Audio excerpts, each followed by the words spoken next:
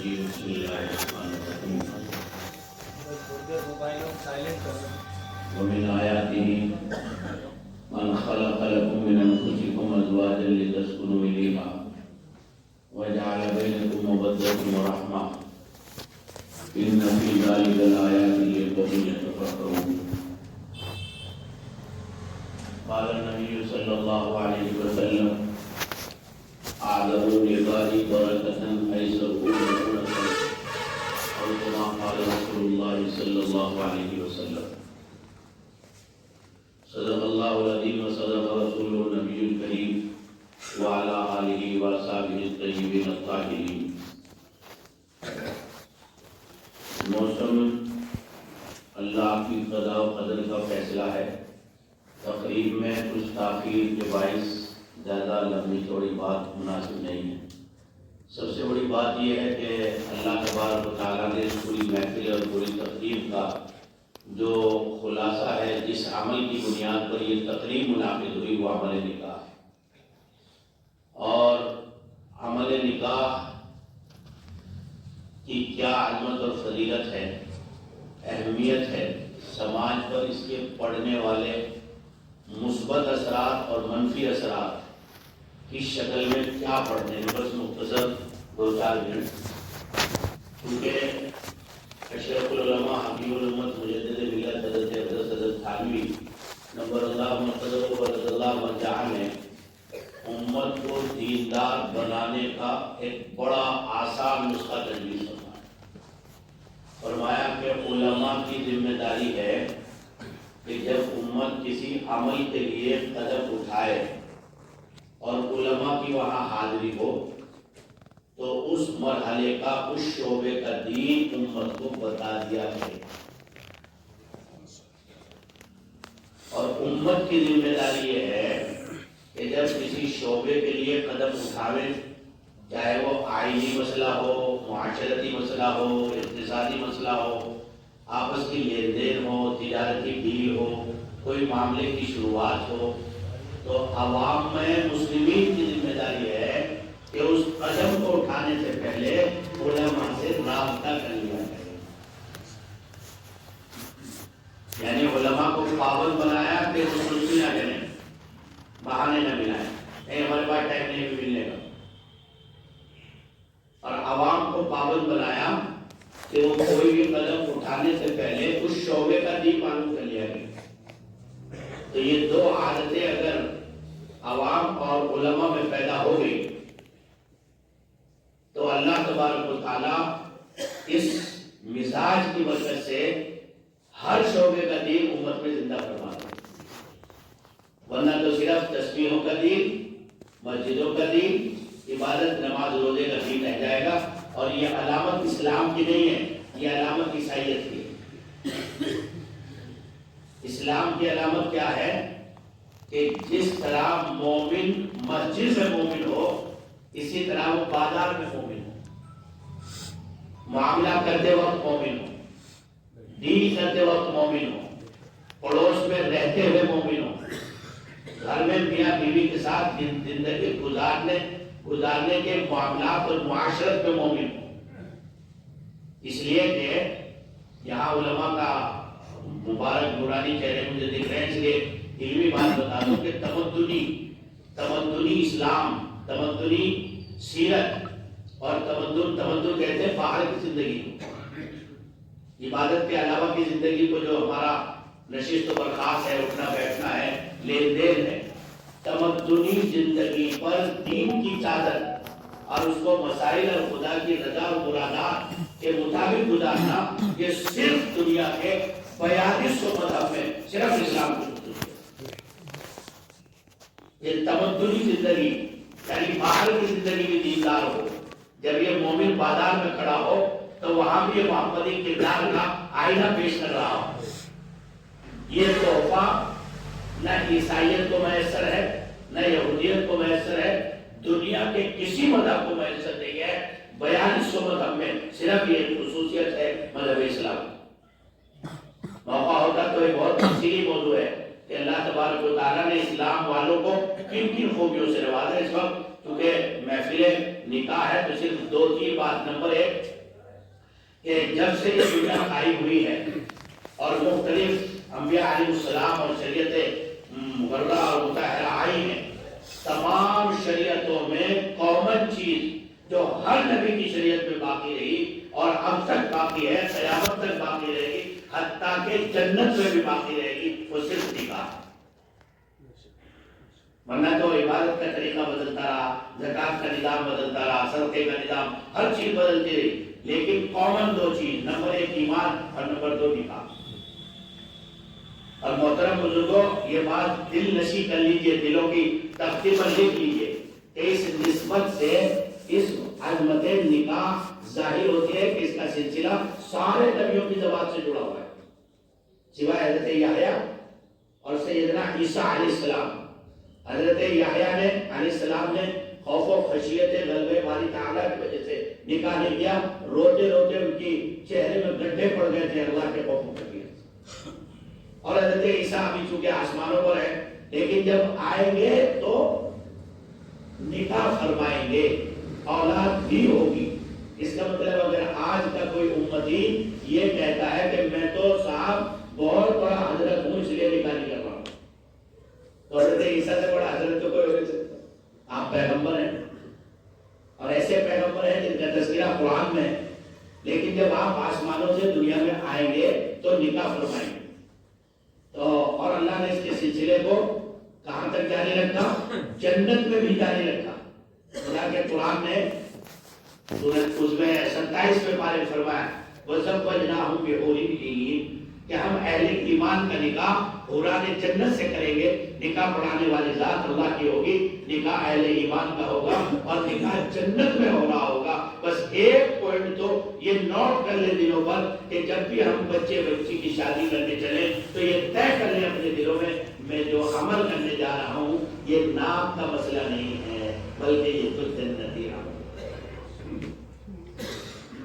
ایک تو اس کا لحاظ کر لیا، دوسرا اس کا لحاظ کر لیا کریں کہ اس مبارک عمل نکاح کی نسبت دنیا کے ایکٹروں ٹیکٹروں اور دنیا کے بازیگروں ناچنے گانے والوں کی طرف نہیں ہے. اس مبارک عمل نکاح کی نسبت جو ہے وہ سارے انبیاء کی طرف ہے. یہ صرف میرے پیغمبر کی سنت نہیں ہے بلکہ سنت الانبیاء. بس اگر اتنا لحاظ کر لینا آج کا امتی، دو باتوں کا لحاظ کہ جب بھی نکاح کرنے چلے بیٹی یا بیٹے کا تو یہ تصور کر لے کہ میں اس عمل کو کرنے جا رہا ہوں جو 1,24,000 نبیوں کی سنت ہے، اور اس عمل کو کرنے کے لیے جا رہا ہوں کہ جو عمل کہاں بھی باقی رہے گا، جنت میں بھی باقی رہے گا. تو خدا کی قسم اس لائن کی جتنی خرافات اور بدعات ہم نے اپنی زندگی میں اپنے لیے اس کو قید و بند بنا دیا ہے. ابھی کل مجھے ایک صاحب کا فون آیا اڑیسہ، حضرت گھر والے نہیں مان رہے، بیچارے عالم تھے، کہنے لگے کہ سارے یہاں کے رسوم رواج کے حساب سے 14 لاکھ روپے کا قرضہ لینا پڑ رہا ہے. میں نے کہا انا للہ و انا الیہ راجعون. مجھے بلانا چاہتے ہو، میں بالکل تعریف ہونے کے باوجود جانے کو تیار نہیں. ایسا عمل جس کو اللہ کے محبوب پیغمبر نے اتنا آسان بنایا ہو کہ ایجاب و قبول شہادت شہادت اور خطبے کے علاوہ اس میں کوئی بڑا مسئلہ اور نظام ہی نہ ہو، اس کو آپ اتنی بڑی اپنی پیروں کی زنجیر بنا رہے کہ سالوں آپ اس کی قسط ادا کریں. میں کہا لعنت تمہارے تمہیں اس بات سے کیا فائدہ ہوا کہ تم نے اللہ کی ذات عالی گئی. اس لیے دوستو یہ خدا کا نظام اللہ کی نسل کو، اللہ کے نظام کو، اور جو اس دنیا کے نظام سے اللہ بھی راضی ہے، خوش ہے، اس سلسلے کو آگے بڑھانے کا ایک نبوی طریقہ. کیا ہے؟ نبوی طریقہ. اور خدا کے قرآن نے اس کو اپنی خصوصی نشانی بتایا اور فرمایا من آتین خلق لکم من انفسکم ازواجا، ہم نے تمہیں جوڑا جوڑا بنایا لتسکنوا الیہا، تاکہ تم سکون حاصل کر سکو. اگر اس کے بعد یہ سکون نہیں مل رہا ہے تو بس یہ میرا جملہ یاد رکھیے کہ کہیں نہ کہیں زندگی کی جو پہیا ہے وہ ہماری شریعت برہ کی پٹری سے ہٹا ہوا ہے. اسی کی وجہ سے ہماری زندگی سے اللہ نے چین و سکون چھین لیا ہے. ورنہ جس عمل کی تاثیر ہی اللہ نے یوں کہی ہو لتسکنوا الیہا وجعل بینکم مودۃ ورحمۃ، اور اللہ نے تمہارے یعنی میاں بیوی کے درمیان میں مودت کو اور رحمت کو رکھ دیا ہے. اس سے بڑا اب اس میں کہیں تذکرہ نہیں ہے بڑے بڑے خرافات کا اس میں کہیں تذکرہ نہیں ہے بڑے بڑے ڈیل کا، بڑے بڑے معاہدوں کا، بڑے بڑے لین دین کا، نہ ہے ہی نہیں. جعل بینکم، یہ تو انعام خدا بولتی ہے. اور دو لفظ کیوں استعمال فرمائے؟ مودت اور رحمہ. مودت ہی کافی تھا یا رحمت کافی تھا، لیکن دو لفظ استعمال اس لیے فرمائے.